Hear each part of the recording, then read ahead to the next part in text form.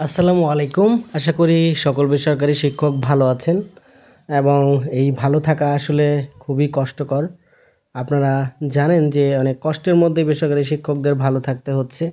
এই হচ্ছে ইমিস যে ওয়েবসাইট রয়েছে সেই ওয়েবসাইটের বর্তমান অবস্থা। অর্থাৎ একটা হযবরল অবস্থায় রয়েছে এখনও ইমিস ওয়েবসাইট।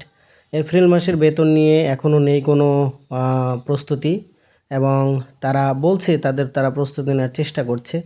কিন্তু কীরকম কিম্ভূত কিমাকার এবং অদ্ভুত টাইপের হলে এখনও এপ্রিল মাসের বেতনের প্রস্তাব মন্ত্রণালয়ে পাঠানো সম্ভব হয়নি এবং একই সাথে ইমিসে অর্থাৎ ইএফটিতেও কিন্তু বেতনটি সেন্ড করা হয়নি। আপনারা এই যে দেখতে পাচ্ছেন এই অবস্থা বর্তমানে। এছাড়া এই যে বিল সাবমিট নামে অপশন দেখুন, এই যে চালু করা হয়েছে, এই বিল সাবমিট নামে যে অপশন চালু করা হয়েছে, আপনারা জানেন বেশিরভাগ প্রধান শিক্ষকই কিন্তু প্রযুক্তির সাথে ততটা অ্যাটাচ নয়। সুতরাং এই বিল সাবমিট করার যে প্রক্রিয়া, এই প্রক্রিয়ার কারণেও কিন্তু প্রতি মাসে ভবিষ্যতে আসলে ইএফটিতে বেতন দেওয়া এক ধরনের বিড়ম্বনার সৃষ্টি হবে এবং এই বিল সাবমিট করতে গিয়ে অনেক জায়গাতে সমস্যা হবে। অনেক প্রধান শিক্ষক হয়তো সাবমিট করতে দেরি করবেন। সব কিছু মিলেই হচ্ছে একটা ইমিসি এসে আসলে একটা ফাঁদে পড়ে যাচ্ছে শিক্ষকরা, এরকমটাই এখন পর্যন্ত দেখা যাচ্ছে। তারা কি ভালো করার চেষ্টা করতেছেন তা এখনও বোধগম্য নয় এবং একটা ওয়েবসাইট থেকে বেতন দেওয়ার এই প্রস্তুতি নিতে আবার পাইলটিং প্রোগ্রাম চালিয়েছিলেন। সব কিছু মিলে তারা আসলে কি করছেন তা আমরা স্পষ্ট বুঝতে পারছি না। এই পরিস্থিতি যদি চলতে থাকে তাহলে আসলে শিক্ষকদের বেতন ভাতা, উৎসব ভাতা এগুলা ছাড়াই কিন্তু তাদের খুব দুঃখে সময় কাটে। আপনারা দেখেছেন যে বৈশাখী ভাতা কিন্তু পেয়েছিল শিক্ষকরা বৈশাখ মাসের পরে এবং এখন যে ঈদের যে বেতন বোনাস সেটা কিন্তু পাওয়ার মতো একটা অনিশ্চয়তা কিন্তু তৈরি হয়েছে। আপনারা জানেন এখনও এপ্রিল মাসের বেতন এখনও পর্যন্ত এই যে সেন্ড করা হয়নি। তার মানে হচ্ছে যে আগামী 18 তারিখের মধ্যে তো পাওয়া যাচ্ছেই না। এখন 18 তারিখের পরে হয়তো বেতন পাওয়া যেতে পারে।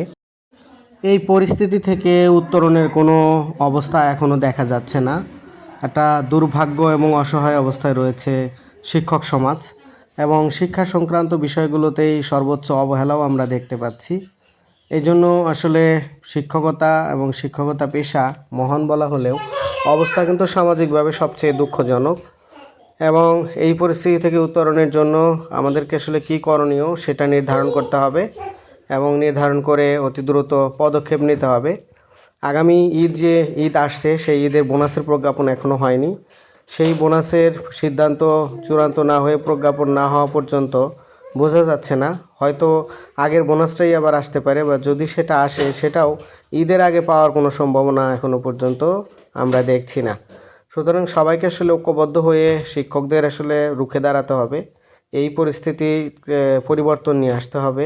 তা নাহলে এই যে আমলাতান্ত্রিক জটিলতা, একটা মানে অসম্ভব খারাপ রকমের অবস্থা এবং অদক্ষ একটা অবস্থা, এই অবস্থা থেকে যদি শিক্ষকরা পরিত্রাণ না পায় তাহলে শিক্ষকদের সারা জীবন ভুগতে হবে। এই ভোগান্তির মধ্যেই তাদের জীবন যাবে। সবাই ভালো থাকবেন, দেখা যাক কী হয় এবং দেয়ালে পেট ঠেকে গেলে অবশ্যই তার একটা